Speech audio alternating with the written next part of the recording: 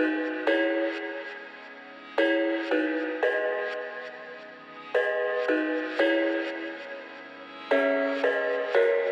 thought I had it figured out, believed in us, we were meant to be, no doubt. A teenage love, everybody else could see the way we were, living in a fantasy.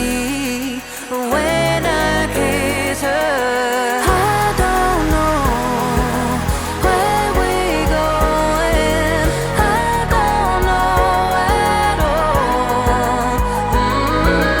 I don't know how we're going. Hi everyone, and welcome back to another video. I hope July is seeing you well so far.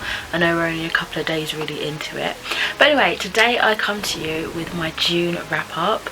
I read quite a good quantity and quality of books in the month, and I'm really excited to talk to you about them. So the first book was a ebook, and it's one that I actually did a dedicated reading vlog for, and it is Wolf Song by TJ Klune, which is the first book in the Green Creek series. I'm not too sure how many books are in the series. I think it might be 4 or 5 or so. So this one, as I say, I already have a reading vlog, so I won't be doing like in-depth thoughts and feelings about my review, but I will just give you a quick little blurb. So Ox has always been told and believed that he was going to get shit all his life, and basically that he'd amount to nothing. His dad told him just before he walked out on him, and he kind of just took that as, okay, this is the way life's going to be. But this all changes when he meets Joe Bennett, and in extension the Bennett family. Joe is a little tornado that doesn't understand why Ox smells like candy canes and pine cones and epic and awesome. And from there we have this kind of, I guess you'd call it like a slow burn romance. There's fantasy in there, there's so much that goes into it, there's LGBTQIA+, but yeah, it's a fantastic story. And as I say, I don't want to spoil if you're going to check out the reading vlog, but it was a good one. Next up, I listened to an audiobook for the summer horror camp, which was hosted by Spooky Mummy and Sydney Books on Instagram, and the June's pick was The Ruins by Scott Smith, and this was narrated by Patrick Wilson.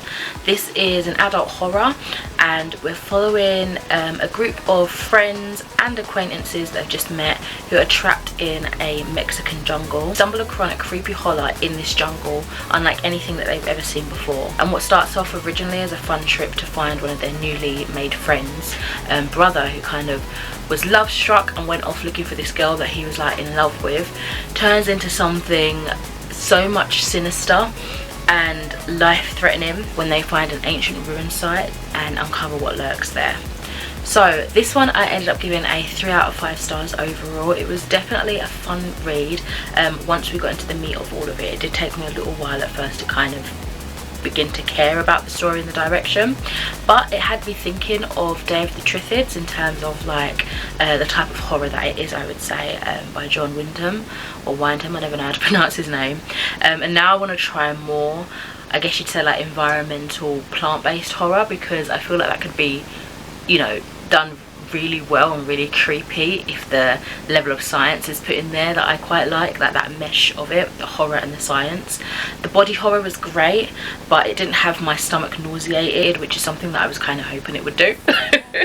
Sounds a little bit sadistic there. I did find that, especially listening to it, the lack of distinct chapters made it difficult to pause and put the book down for a little bit. I don't know if that was intentional. I don't know if it was supposed to be one of those books that you kind of read in one sitting, but at the time for me it wasn't like practical to kind of just listen to it constantly, so it was a little bit difficult knowing where to stop and catching up to speed when I next put it on. However, on the flip side of that, it did help to amplify the blurred lines time as the terror kind of sunk in for a group of characters that we're following. I think overall it probably won't be a memorable story in the long run, but it certainly was enjoyable whilst I was in the story. I also found that there's a movie as well based off of it, which I'm looking to see where I can find to watch it, because I definitely would like to, you know, compare, contrast, that kind of thing. I do enjoy watching the movies after I've read the book, to kind of see how the inspiration's taken place and just how different people have reimagined it, you know. The first physical book I finished for June was We Have Always Lived in the Castle by Shirley Jackson, which is a classic mystery adult story, I would say. This beautiful edition is the Penguin Classics Deluxe edition, in case you're interested. This is a novel about the isolated, hated and perhaps murderous Blackwood family and the trouble that lands on their door in the form of an estranged cousin. They were living so happily alone until he came and shook everything up, I guess you could say. So this one, overall, I gave a 3 out of 5 stars. I definitely think it was an interesting character study, but I never really knew where the story would go. And personally, I did expect more horror elements than the psychological breakdown that we got, but it was intriguing to see how the story walked to kind of like a local legend of sorts. The characters involved in this, because it was all hearsay, she did this, he did this, and no one was actually clarifying anything or speaking out and telling their truth. These still living people kind of morphed into these local legends, and I thought that was quite interesting to see take place. From what I've read of Jackson so far, her works do leave me wishing for more oomph personally, but I am glad to have read this after so long. It's something that I have wanted to pick up for quite a number of years now. This is another one that I saw has a movie out. It's got, I can never remember her name, but she was in the awful adaptation of Percy Jackson, the movie. So she's in it. I think she's the older sister, and it's also got Violet from American Horror Story in it, and Rob Stark as well. I'm really bad with actors' names. I know they're people aside from who they play, but their face familiar and the thing that I recognise them in, that's the name that comes to mind. I know it's awful. It's because I don't really watch like actor interviews or anything like that, so I never get their personal life, you know. Anyway, I do have a quote for this one that I thought was interesting and I wanted to share. I realise now that this was the 3rd time in one day that the subject had been touched, and 3 times to make it real. I couldn't breathe. I was tired with wire and my head was huge and going to explode. I thought that was quite an interesting quote, because I do things in 3s as well, and I sort of have this loose belief that things in 3s make it real too, so reading that was kind of weird. It's a bit of a strange feeling, to be honest. Next up, I wanted a nice light humorous read, which is something I wouldn't connect with this author typically, but I picked up Junji Ito's Cat Diary, Yonamu, and usually Junji Ito is a horror manga artist and story creator, but this time he has taken us on the adventures of his cats. Recently, having purchased a house, Junji Ito has invited his fiancée to move in with him. Little does he know of the feline friends arriving also. Yeah, it was just a load of fun. I gave it a 5 out of 5 stars. It had me laughing out loud many a times, which is always a nice feeling. This will definitely have a special place in my heart as a cat lover myself. Surprisingly made me sad at the end. I wasn't expecting the aftermath that we got, I suppose, but it was just a lovely little slice of life humorous book, you know, something to break up the stories. There were some photographs of the cats as well. There was some question and answer sessions after each couple of chapters. It was just a really fun book, and I'm glad to have this in my Junji Ito collection. Okay, the next book I'm going to review is another audiobook. This was the 3rd book in the Bridge Kingdom series, but it's technically the start to the next duology, because I think each 2 books are its contained story, if that makes sense. So the 3rd book in the overall series is called The Inadequate Heir by Daniel L. Jensen, and it was narrated by Summer Morton and Michael Pawley. So the romance and intrigue continue on in the 2nd duology in the instalment of the Bridge Kingdom series.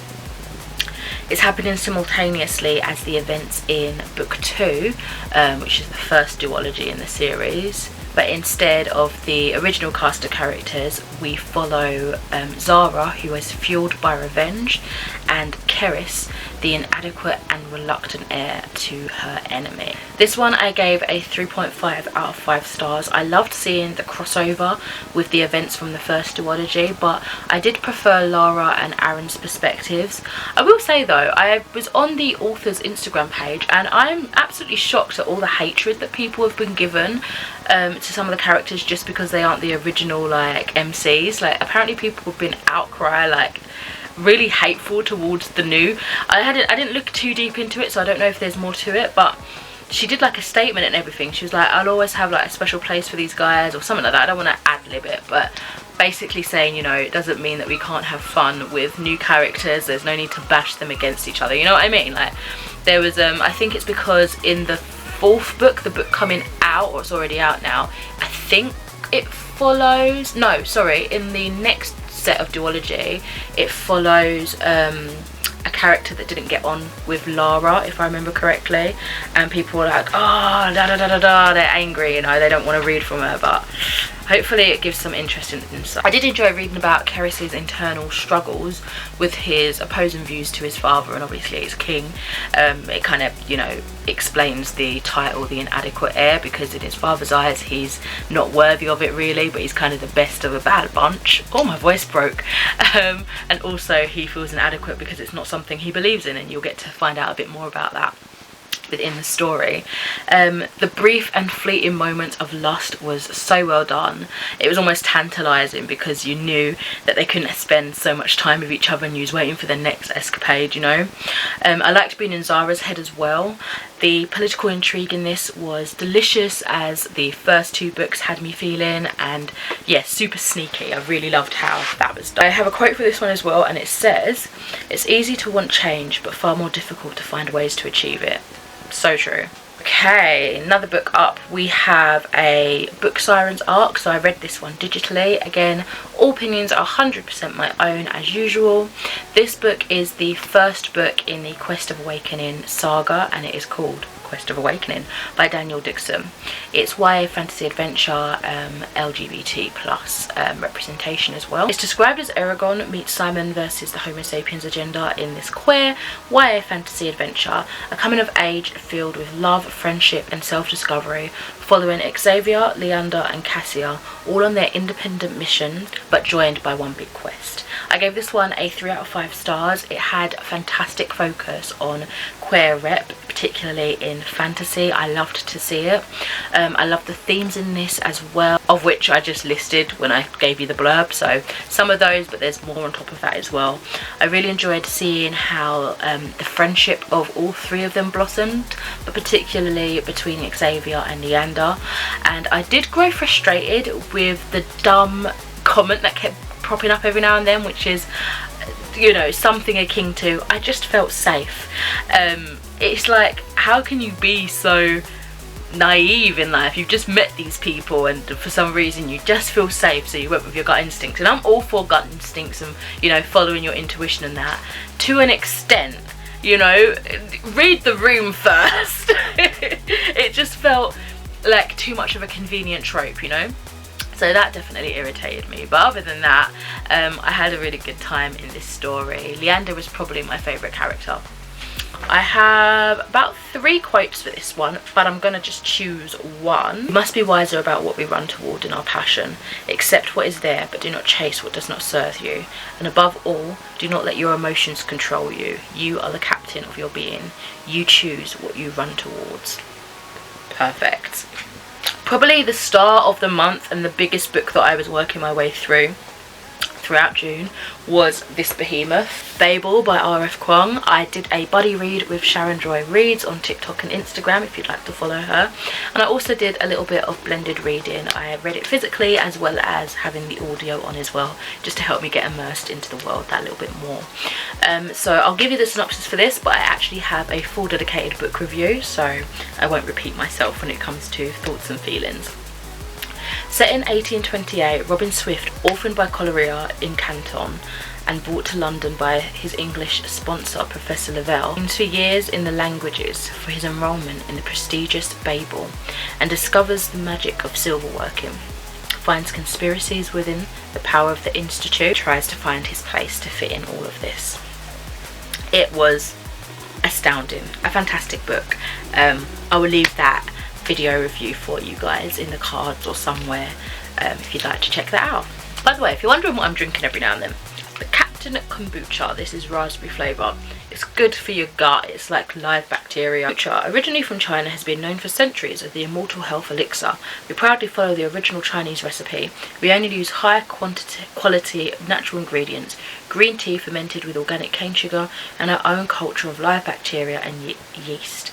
That's how we get authentic 100% kombucha with great taste. Pure yet delicious, ancient and yet unique, bubbly and yet fresh tasting. This is delicious. I love this flavour. I haven't had kombucha in some months, and I feel like when I don't have it, and as well with my electrolyte tablets that I put in my water and stuff, I just feel so fatigued and tired. I'm tired generally anyway, but I definitely notice a lull in my like levels, so to speak, when I'm missing one or both of those, and already I just feel like perked up and good inside. My stomach feels good. It's anyway, moving on because I know you didn't all come here just to hear me talk about kombucha. Rightio, I picked up recently at a lovely independent store called Chicken and Frog. I always get it mixed up. I don't know if it's frog and chicken or chicken and frog, but you'll be able to find it. Just alternate the words and you'll find it. Anyway, Black Nerd Problems Essays by William Evans and Omar Holman. I actually listened to this as well. This was a bit of blended reading. For some reason I've not written that on my little book sheet. So this is non-fiction pop culture critiques from the perspective of black people and the joys and woes of being a black nerd. This one I gave a 5 out of 5 stars. I adored it. I tabbed so many segments. I'll have to find one to read to you in a second, but it just was an absolute delight to read. I felt so seen and it had me laughing out loud. Again, another one to have done that for me this month. In my feelings, totally validated. It was just such a pure, nice feeling. Some essays in here were really unexpectedly heartfelt and some thought-provoking pieces that, again, I wasn't anticipating that. I thought it was all going to be all laughs, all humour, you know. But yeah, it was a fantastic find, and I'm glad that I picked this up pretty soon after I purchased it, because I rarely do that. Yeah, I absolutely adored this. Let's pick out a random one. Oh, there's just so many. Like, the top tabs up here are the ones where I just loved the whole of the essay, and then here at the sides are ones where I have particular quotes that I like. So let me find one. To be a black nerd is to be in a subculture within a subculture. It's ironic, as diversity has been scarce, creator-wise and character-wise, for the longest time within certain realms of nerdom. Yet to prove I am a nerd, I must be extremely versed in my field of expertise, comic books, the majority of which for the longest time were created and marketed for cisgender white males. But I've got to be knowledgeable in Star Wars, which had like 5 black people in the galaxy. Insert Clone Troopers argument here, but whatever. Or Star Trek, in order to prove my nerd cred. I ain't even about that space adventure life like that.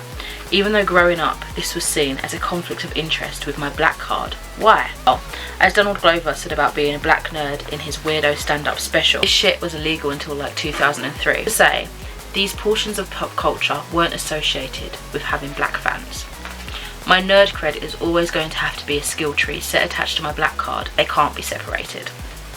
Oh, so much more to it, but fantastic. I'm sitting here realising that I didn't actually talk about The Night Swim by Megan Goldin. I'm looking at this little picture that I have ready for my little book, and yeah, I completely forgot to talk about it. So let's rectify that now, shall we?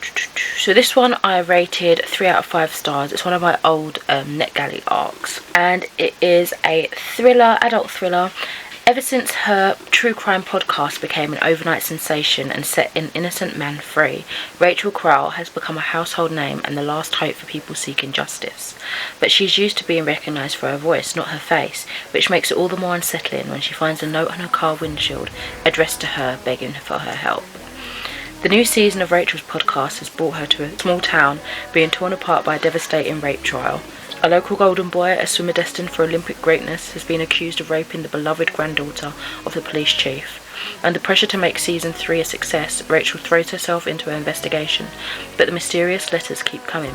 Someone is following her and she won't stop until Rachel finds out what happened to her sister 25 years ago. This one was, to me, a riveting and harrowing read. I really enjoyed that we had these dual trials going on that Rachel was navigating, obviously kind of playing detective for the situation that happened 25 years ago, which no one seems to want to talk about, and the present day with the rape trial going on. She's documenting it for a podcast. Just, you know, conversations on true crime again. What did I read recently? Sadie, and some more recently, where it just discusses like the morality of that genre, I guess you could call, because it is real people's lives. I thought the acts that were done to the body were so graphic, really hard to read, so definitely bear that in mind if you end up picking this one up. But overall, I am definitely glad to have finally read this one, despite it being heavy, difficult in tone. Alrighty, next up, I actually listened to the audio version for this, and when I say listened, I mean to like the first little bit. I DNF'd this one. This is The Cleaner, Elizabeth Herman, narrated by Imogen Church. It's like adult thriller, and it just, I don't know, it just wasn't for me. So it might be for you, so let me just read the back. I thought I was going to love it, to be honest. I thought when I picked this up, I remember picking it up and thinking, oh, that sounds different and interesting, I want to give that a go. But unfortunately, it wasn't to be. Pools of blood, scenes of carnage, signs of agonising death. Who deals with the aftermath of violence once the bodies have been taken away? Judith Kepler has seen it all. She is a crime scene specialist. She turns crime scenes back into habitable spaces. She's a cleaner. But when she is called to the home of a woman who has been brutally murdered, she is suddenly confronted with her own past. As Judith begins to ask questions, she comes to the attention of former members of the Stasi and becomes the target of some powerful enemies. Will she be able to get the truth whilst keeping the secret she's held all these years? Yeah, it just... I've listened to about 20% of it, but the storyline just really wasn't of interest to me, unfortunately, and I just wasn't intrigued enough to stick it out and see where it would go. So I'll probably be unhauling this relatively soon. If it sounds like something for you, keep an eye on my Vinted. My shop is called Where There Is Magic. Okay, next up I listened to The Hive, and this was kind of like a random find on my library app. This is by Scarlet Braid and it's narrated by a full cast. So, should he live or die? You decide. Charlotte Goodwin looks directly at the camera and reveals a chilling truth to the many viewers watching her live on Instagram. Oh my gosh. This was a 4 out of 5 stars. I absolutely enjoyed this. This was a riveting, theatrical, revenge style, sort of like dark thriller on the surface, but deeper than that. There are some hard conversations on social media toxicity, you know, the loss of pregnancy, abuse, murder, so much more. I'm almost tempted to do like a little mini review for this one on its own. But yeah, this was just a solid read, which was another more thought-provoking story than I anticipated, and I was just hooked to it. I realised I skipped a book. Before The Hive, I finished Something Is Killing the Children by James Tynion. I don't know what IV means. I don't know my Roman numerals. And also the artist and like colorist and stuff. So this is volume 1, and what an amazing volume it was. When kids start going missing in the small town of Archer's Peak, all hope appears lost until a mysterious woman arrives to reveal that monsters are behind the abductions and deaths. I gave this a 4 out of 5 stars. Again, this was a solid first volume, and it's definitely set the foundations for an interesting concept, and it's definitely, you know, sparked my interest and my intrigue into continuing on. I definitely liked the art style, and I know it sounds really kind of I don't know, shallow, but the art style is something that I have to at least like when reading, especially if it's a long ongoing series, just because it's a visual format, it's an art, isn't it? It's a visual way of storytelling, and I'm going to be looking at it for so long, I'm going to have to like it. So I'm glad that I enjoyed the art style in this, and the storyline so far has me keen to pick up the next volume. I really enjoyed this one. It's really gritty, really dark, definitely not for kids, but I just love the whole idea of this, and yeah, I need to get my hands on a couple more volumes, I think. Right, back on track now. I have read Rita Hayworth and Shawshank Redemption by Stephen King. This surprisingly took me longer to read than I was expecting. Yeah, I thought I was just gonna bang it out in like a day or two, but no, it took longer than that. I don't know, don't really know why. There's a guy like me in every state and federal prison in America, I guess. I'm the guy who can get it for you. And new convict Andy Dufresne. I say Dufresne, but in the film it says Dufresne. So shall we say Dufresne? I don't know, is it the same last name? I also started the film last night. I haven't watched all of it yet, but I wanted to kind of see differences and stuff. Anyway, wants 2 things from fellow prisoner Red: a small rock hammer for carving stones and a giant poster of Rita Hayworth. So begins this mesmerising tale of unjust imprisonment, deep friendship and offbeat escape.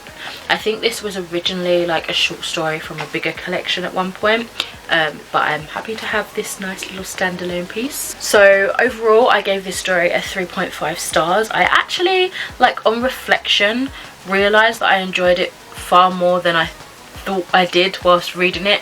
And that's not to say that I wasn't enjoying it whilst reading it, but I didn't think it would be one that I'd be like, oh wow, that was actually quite a good story, you know, and it turned out to be. It was definitely a solid character study, definitely a character driven plot. It's not really a very plotty story aside from that, so you do focus on those characters, but I'd pin it more as a historical kind of slice of life with mystery and thriller aspects rather than an actual murder mystery thriller thing, if that makes sense. But yeah, it's more about life in prison, you know, trying to hold on to your sanity and your willpower, trying not to let the system break you, especially when you're in there as an innocent person. And yeah, I enjoyed it, so that's another of a Stephen King that I can tick off my list. Okay, and finally another comic by James Tynion, or Tynion. This is The Nice House on the Lake, and this is volume 1 of, I think there's currently only 2 volumes out at the moment. I think the second volume bind up just released this year at some stage. So this is a really kind of dark, again, horror adult comic. It says, how do you think the world will end? Everyone who was invited to the house knows Walter. Well, they know him a little anyway. Some met him in childhood, some met him months ago, and Walter's always been a little off. But after the hardest year of their lives, nobody was going to turn down Walter's invitation to an astonishingly beautiful house in the woods, overlooking an enormous sylvan lake. It's beautiful, it's opulent, it's private. So a week of putting up with Walter's weird little schemes and nicknames in exchange for the vacation of a lifetime? Why not? All of them were at that moment in their lives when they could feel themselves pulling away from their other friends. Wouldn't a chance to reconnect be nice? No, it would not be. Let me just say that now and leave it at that. It would not be nice. This is a wacky, creepy, scary little book. An amazing first volume, 5 out of 5 stars. Cannot wait to learn more, particularly about Walter himself, and find out more depth to the conspiracy. The very last issue in this volume had that kind of spark going on, so definitely kind of cliffhangery. It's enticing me. I need to pick up the second volume, but absolutely loved it. So there we have it. Those are all the books that I read in June. Really enjoyable month, I would say. Read up some great books, some really good picks. So let me know what you read in the comments below, what your favourite book was perhaps, and for now I shall catch you in another video soon. Thank you for watching. Bye.